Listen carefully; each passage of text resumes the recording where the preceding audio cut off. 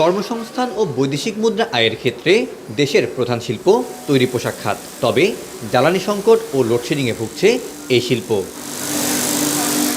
চট্টগ্রামের ৬৯৯টি কারখানার মধ্যে চালু আছে মাত্র ৩৪৮টি।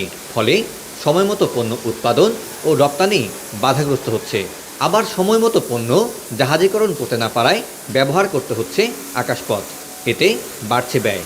যখনই উৎপাদনটা ব্যাহত হবে, দ্যাট মিনস নির্দিষ্ট সময়ে উৎপাদনটা হবে না, তখন কস্ট অফ গুডস সোল্ডটা বেড়ে যাবে। কস্ট অফ গুডস সোল্ডটা বেড়ে যাওয়া মানে আমার প্রফিটটা থাকছে না, আমার লস হচ্ছে। চট্টগ্রামে গড়ে পোশাক কারখানাগুলোতে লোডশেডিং চলছে ৩ থেকে ৪ ঘন্টা। ফলে বাড়তি জ্বালানি কেনা বাবদ উৎপাদন খরচ বেড়েছে ২০%।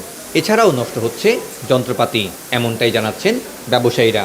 সমস্যা হচ্ছে যে বিদ্যুৎ আসা যাওয়ার মধ্যে যে প্রোডাকশনটা ক্ষতি হচ্ছে, আমাদের মেশিনারি নষ্ট হচ্ছে। জেনারেটর যে আপনার র্যান্ডম চালাতে হয়, যেটা চালাতে পারি না, ২-৩ ঘন্টা চালানোর পরে সেটার একটা ব্রেক দিতে হয়। এইসব কারণে কিন্তু আমরা অলমোস্ট প্রতিদিনেই কর্মঘণ্টা কিছুটা হারাচ্ছি। এমন পরিস্থিতিতে ক্রেতারা নতুন রপ্তানি আদেশ যেমন কমিয়ে দিচ্ছেন, অর্ডার চলে যাচ্ছে প্রতিযোগী দেশগুলোর হাতে। আমাদের যারা ক্রেতা আছে তারাও কিন্তু উদ্বিগ্ন। আমাদের যারা বায়ার আছে তাদেরকে আমরা আশ্বস্ত করছি যে এরকম কিছু হবে না, আমরা চালিয়ে দিতে পারবো।